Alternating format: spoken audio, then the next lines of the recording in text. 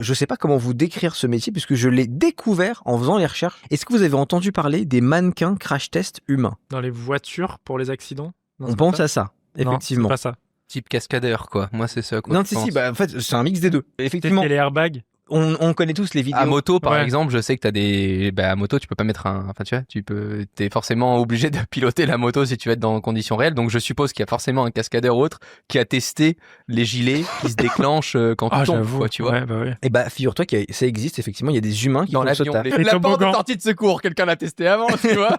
En fait, donc c'est un domaine où les mannequins artificiels dominent. C'est toutes les vidéos qu'on voit en slow motion de mannequins dans les voitures qui se crachent contre un mur dans les tests techniques et tout. Mais il y a certaines boîtes et certains instituts qui utilisent encore des volontaires humains pour des tests extrêmes de sécurité automobile ou aéronautique. En gros, contrairement aux mannequins artificiels, le but c'est pas de se taper un mur à 100 km/h, mais tu vas participer à des expériences du type supporter une accélération violente, tester des sièges éjectables, expérimenter des crashs simulés à faible vitesse, parce qu'en fait, ils veulent le ressenti humain.